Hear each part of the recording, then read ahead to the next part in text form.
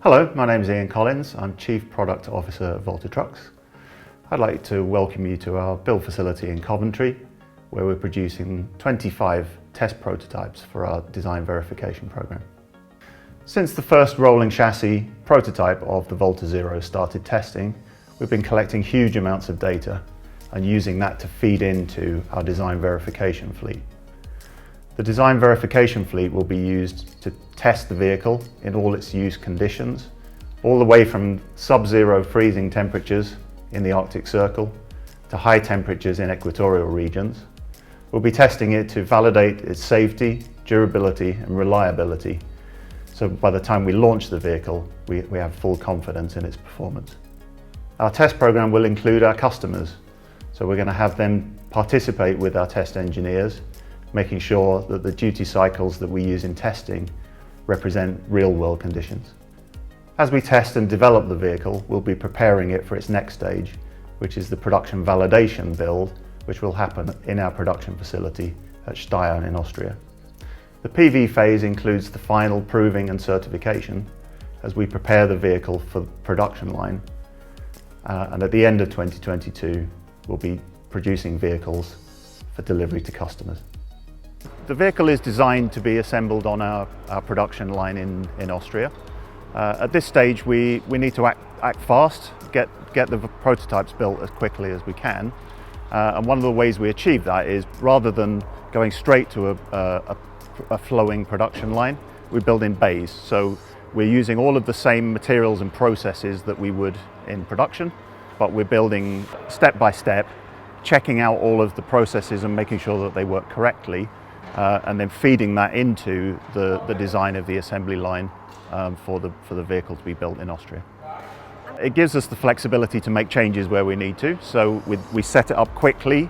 We're not spending too much time or money on facilities at this stage. Check out all of the processes, make sure they build the vehicle to the right standards, and that way we have a chance to try all of those things in a very quick, agile way, so that by the time we get to the production line, we're much more certain. As you can see now, we've got 7 build bays, all with vehicles at different stages of build, and we're producing them, finishing them off at the rate of about 2 a week right now. Our job was really to lay out the bays, understand what equipment we needed, and procure that equipment as fast as we could, so we could get moving with the build. It took around about 6-8 weeks between starting that process and being ready to assemble the first vehicle, which is much faster than you would achieve if you went straight into a big production line with all of the heavy facilities that you need to do that. The vehicle is based on a conventional ladder frame construction, which gives us the backbone of the vehicle, and this is the very first stage in the process. You can see here the suspension components going together for the rear as well, with the twin airbags. And then moving forward to the front of the vehicle, the structural challenge here really is to get the low cab and to bring the structure down whilst keeping the rigidity, and that's really what those sections are doing for us. Next stage is to build up the rear of the chassis. So we've added the Meritor 14XE powered axle and built up the rear suspension, added all the air lines for the air springs. Then we've started adding the high voltage cabling, as you can see in the orange here. And this is the inverter which powers the motor, drives the truck along the road. Moving towards the front of the vehicle, we've added the steering box, which is a key part of the steering system. And then you can see how we built up the front frame here to really stiffen it up. And with the low cab, we really need to bring the structure down, but we want to make sure it's protected in a low speed impact. So we've added these crash cans, which absorb energy in low speed and keep any damage to a very low-cost replaceable item. So we've got to the stage of having the chassis fully assembled and the rear suspension and axle in place, and we're now ready to prepare the battery modules for insertion into the chassis rails. This is the assembly ready to go, manufactured by Proterra, who are our selected supplier, and we chose them for their long experience of reliable battery systems in commercial vehicles. And these are pre-existing modules, they're not being developed specifically for our use. Each of them can hold around about 75 kilowatt hours of energy, and we're fitting 2 different variants. So this is the larger pack variant with 3 modules. We also have the standard range version with 2 modules. So one of the key features of this battery system is the package, which gives us the ability to mount it between the chassis rails, keeps the significant mass of the battery low down in the vehicle and central, which is very good for stability. And it also means it's protected from any side impacts. And that contributes to our objective to make it the safest commercial vehicle on the road. The life and the durability of the battery is critical to keep it at a very controlled temperature. So we've worked very hard on a very efficient and well-controlled thermal system.